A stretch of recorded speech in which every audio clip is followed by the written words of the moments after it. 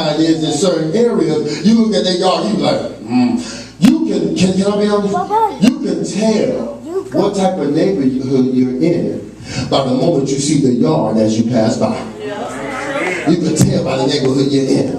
And when me and Ebony was talking about it, I said, Ebony, you know what? I learned a lot about yards when I moved into this area. Because those folks, they come out, they get people to come spray their grass down and give their grass the right nutrients and stuff of that nature. I was taught, just keep it low. And then you, once you do weed the edges to have that good fine line. That's all you got to do. And so I had a guy for the first year of my house. He kept telling me that all I got to do is keep it low. Eventually it's going to grow in. And then when my grass grew, you could come home and my yard looked horrible. But when he cut it, it looked the bomb. He kept telling me that. So I walked over to my neighbor's house. I said, man, your yard look good. What you doing to it? He was like, oh man, yeah. Well, see, I treat it every other day, and I got this weed eater that they come out and spray. And then in the wintertime, I put this lime on it to keep the grass healthy because, you know, it don't rain in the wintertime and it get all frozen up. By the time he went down the list of what he do, I said, man, I know I got time for it.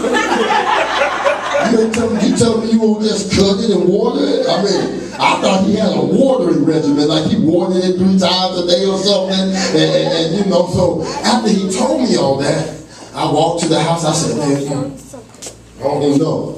Oh no. I mean, these folks, they dig up their flower pots and then right before summer and be all in it. It's a family truck. They be out there, bring me the flower pot. I be there like, well, y'all silly. Let's go to the beach. Hey, let's put this meat on the grill out here, man. We're going to have a barbecue.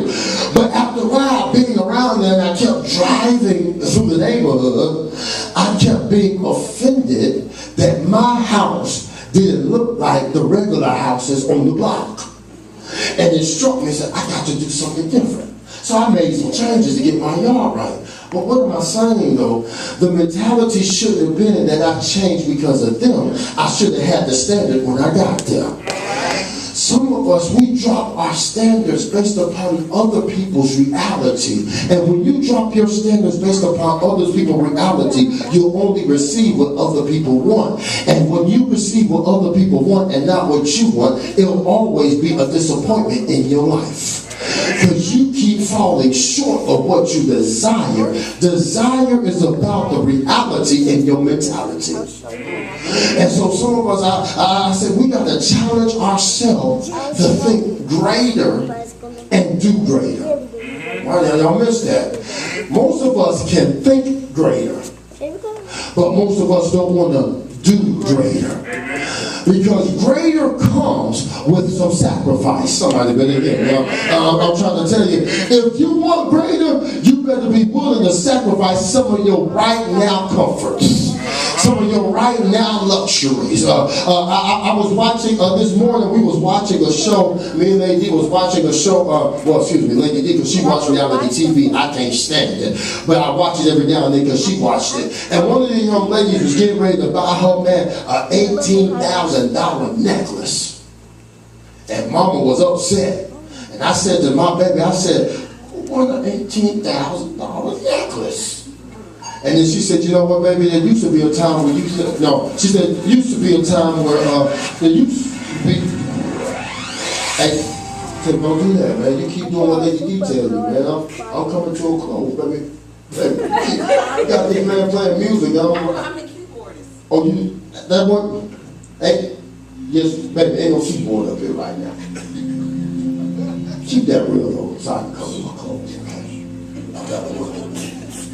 Do it like that. Do it like that. You coming home with me, baby. See, that Tim gonna go home to his house. Don't do that. Do that one time. You're out of trouble, girl. Y'all such a punk. But, my baby, see. So, 8, huh? It's okay. That's my baby. She was getting ready to buy an $18,000 necklace for a man. And I said, baby, that's crazy. The lady said there was a time where I thought a $200 purse was crazy. But because my wife shifted, my standard shifted. She said, I realized then, and this is what really blew my mind, that when I was discrediting people from buying expensive stuff, it was because I wasn't in my reality.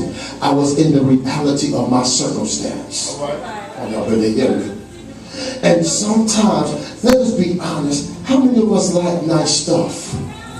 How many of us, if we told the truth, if your circumstance puts you in a position to buy an $18,000 necklace, would you buy it?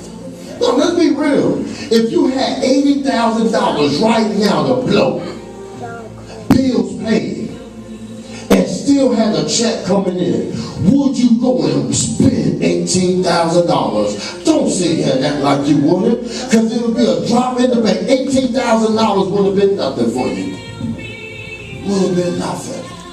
But I realized this, how many times we discredit people for doing things because our reality wasn't what it was supposed to be. I ain't got to be there right now financially, but my reality doesn't have to be where my finances is. Somebody better hear me. Yeah. My purchasing does, but my reality doesn't. Because I believe prayer. I believe prayer.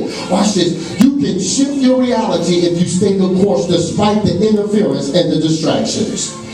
Your reality is a reflection of how much you believe and pursue your dream. Your reality. How much are you pursuing? How much are you believing? Is this it for you right now? This is rhetorical. Is this it? Is this the limit of your life? Or are you trying to achieve better? I want to be honest with you. If this is the limit for your life, then think about the limit that you're putting on your children's life. Now this may be all right for you, but is it all right for the standard that you want them to have? Then they got to see you believing and pursuing. You may not hit that threshold, but at least your children can look at you and say, my daddy or my mama was running in that direction. They endured a lot, so now I ain't got to endure as much, but I can run in that same direction. Because there's something about someone who believes despite the opposition that faces them. And life's going to be about opposition. If you'll stand with me all over the house.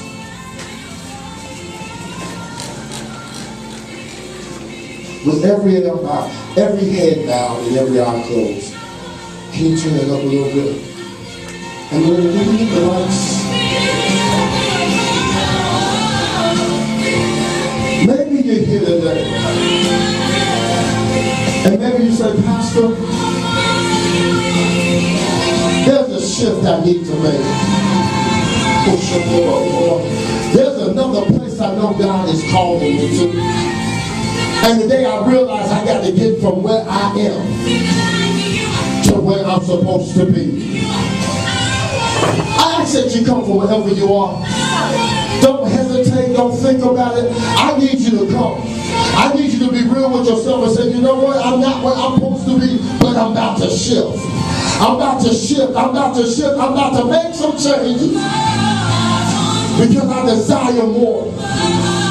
God has put more in me, and I'm not going to be subject to anything less.